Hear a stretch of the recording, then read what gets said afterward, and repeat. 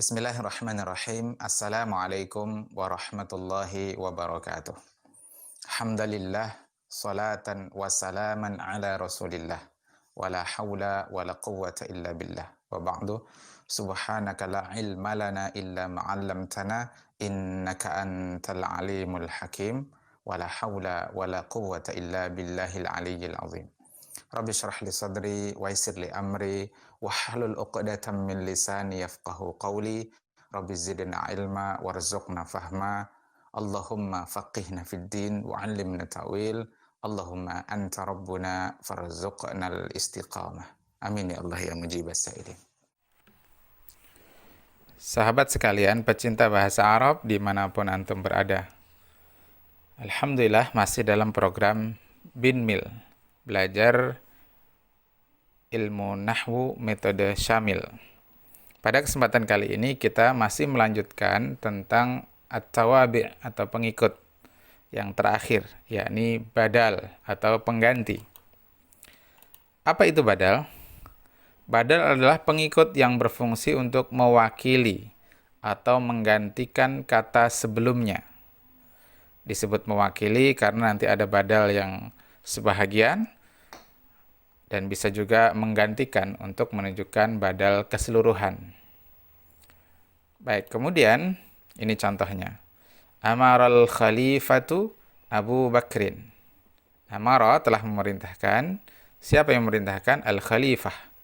Al-khalifah berarti di sini subjek atau fa'il. Marfu dengan tanda dhammah. Nah, kemudian ditambahkan di sini dengan Abu Bakrin. Nah, Abu Bakrin itu tidak lain adalah khalifah itu sendiri. Nah, sehingga Abu Bakrin itu adalah pengganti atau badal dari kata khalifah. Nah, itulah badal namanya. Dalam hal ini badalnya adalah Abu. Ya, dia mudhaf dan Bakrin ini mudhafun ilaih. Sudah kita kenal ini dalam pembahasan al-asmaul khamsah atau isim yang 5. Baik, ada bermacam-macam jenis badal. Yang pertama adalah badal keseluruhan, yang kedua badal sebahagian, dan yang ketiga istilah saya badal cakupan. Pertama kita bahas badal keseluruhan, yaitu badal yang menggantikan kata sebelumnya. Nah, kata sebelumnya itu disebut mubdal minhu. Pada contoh di atas, mubdal minhu itu adalah al-khalifatu. Sedangkan Abu itu badal dari al-khalifatu. Nah, badal keseluruhan ini dia menggantikan mubdal minhu atau kata sebelumnya secara utuh, secara keseluruhan. Ya, seperti contoh di atas tadi. Amaral khalifatu Abu Bakrin. Atau pada contoh ini, al-imamu Ahmadu rajulun salihun. Jadi al-imamu ini mubdal minhu yang digantikan. Sedangkan Ahmadu ini badalnya. Jadi imam yang dimaksud itu adalah Imam Ahmad. Jadi Ahmad ini menggantikan al-imam. Nah, al-imam ini gelar, ya, gelar sebagaimana al-hafidh, kemudian al-qadi, al-mufti, asy-syaikh.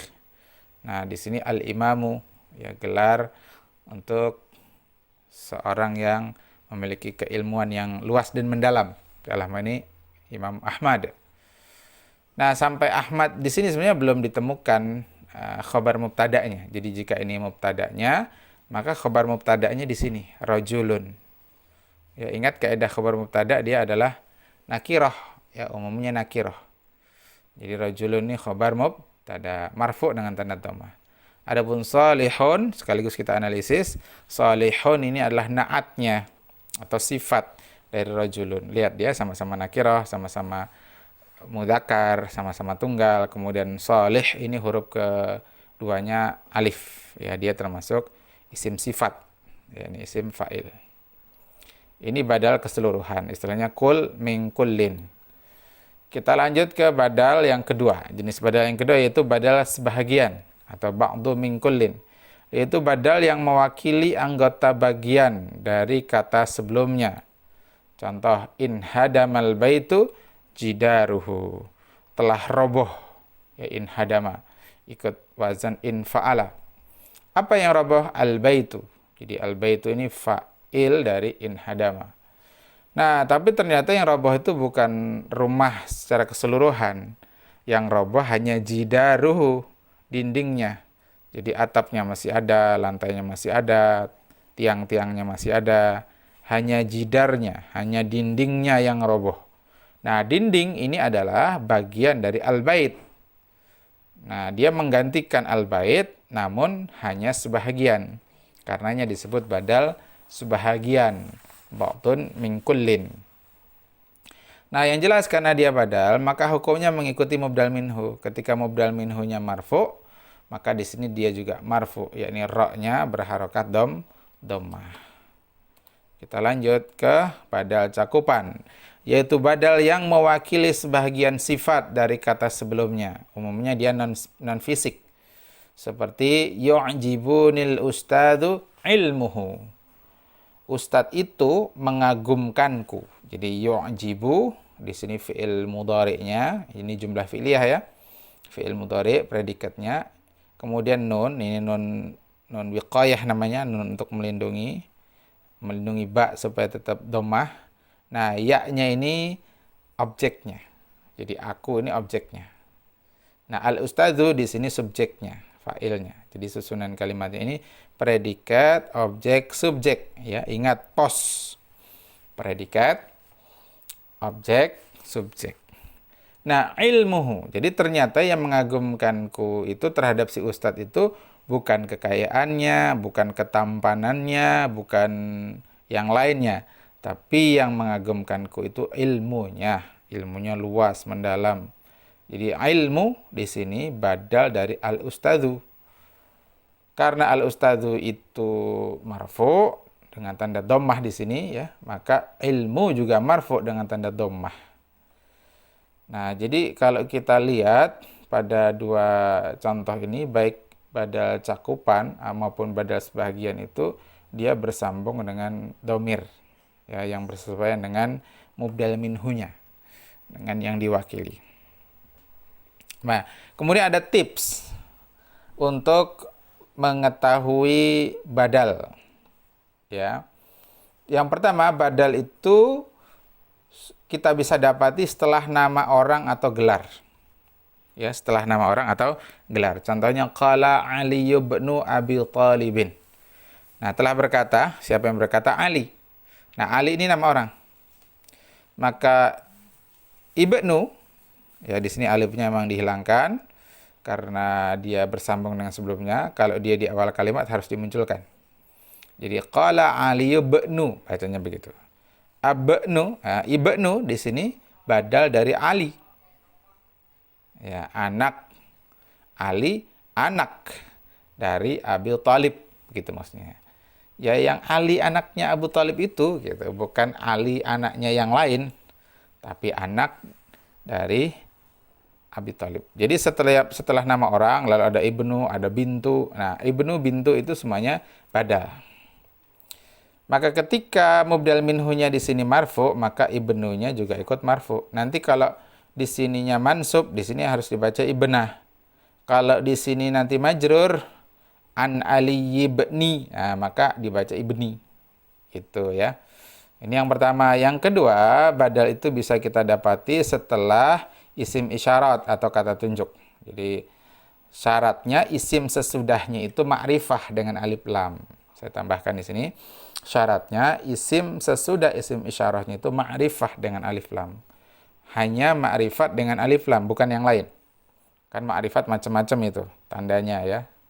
Tandanya dan sebabnya. Nah, di sini hanya yang ma'rifah dengan alif lam. Contoh, hadza al-kitabu mufidun. Hadzal kitabu mufidun. Jadi al-kitabu di sini badal dari hadza. Mengapa? Karena hadza ini isim isyarah dan al-kitab ini ma'rifah dengan alif lam. Maka jadilah al-kitabu ini badal. Artinya badal dari hadza. Karena hadzanya ini marfu, maka dia juga marfu dengan tanda dhammah. Seandainya di sini mansub, maka di sini juga mansub dengan tanda fathah. Kalau di sini majrur, maka dia majrur dengan tanda kasroh. Nah, hadza ini mubtada, ini badal, Mufidunnya ini khabar mubtada marfu dengan tanda dhammah. Andai dia tidak ada alif lam di sini, maka nanti akan lain lagi kedudukannya. Seandainya tidak ada alif lam, maka kita baca hadza kitabun mufidun. Maka hadza di sini menjadi mubtada, ya mabni dia karena hadza termasuk isim mabni. Kitabun, nah itu menjadi khabar mubtadanya. Jadi khabar mubtada. Mufidun jadi sifat. Bukan jadi khabar mubtada, tapi jadi sifat. Karena sama-sama nakirah, sama-sama mudzakkar, sama-sama mufrad. Kemudian isim ketiganya, huruf ketiganya huruf ya. Gitu. Artinya juga beda. Kalau ini artinya, ini buku ini berfaedah.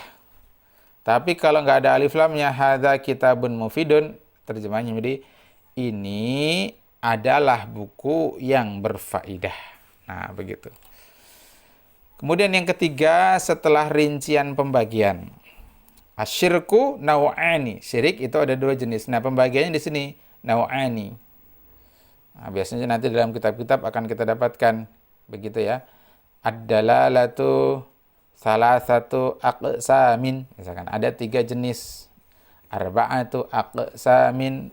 Nah, dan seterusnya, kalau seperti itu, pembagian-pembagian seperti itu, termasuk nanti setelahnya misalkan ahaduhuma, yang pertama, nanti bisa dibaca ahaduhuma, ahadahuma, ahadihima, tergantung dari yang sebelumnya, mubdal minhunya.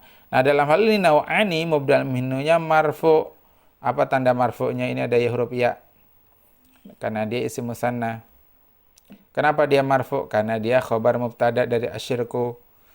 Nah, karena dia marfu, maka badalnya adalah meni akbaru juga ikut marfu. Marfu dengan tanda dhammah. Ya, tidak boleh dibaca akbarun. Kenapa? Karena dia isim ghairu munsharif. Ingat, dia ikut wazan fi'il, yakni af'alu. Ya, akbaru, afdalu, akramu, dan seterusnya. Nah, asgharu wa asgharu dibaca asgharu karena dia ini ataf ke akbaru. Nah, ada waw atafnya. Jadi asyirku naw'ani akbaru wa asgharu. Syirik itu ada 2 jenis, yaitu syirik besar dan syirik kecil. Nah, demikian selesai pembahasannya. Saya kasih contoh satu untuk latihan. Yajlisul ustadzu Muhammadun. Sedang duduk sang ustadz. Jadi di sini predikat, di sini subjek. Marfu dengan tanda dhammah. Yajlisul ustadzu Muhammadun. Nah, Muhammadun di sini sebagai badal. Badal keseluruhan. Ya. Badal keseluruhan. Kullun min kullin. Marfu juga sebagaimana al-ustadzu dengan tanda dhammah. Ustadz itu yaitu Muhammad sedang duduk. Nah, demikian, semoga bermanfaat. Jazakumullahu khairan. Barakallahu fikum. Subhanakallahu bihamdik. Asyhadu an la ilaha illa anta. Astaghfiruka wa atubu ilaik. Hadanallahu wa iyyakum ajma'in. Wal afu minkum. Assalamualaikum warahmatullahi wabarakatuh.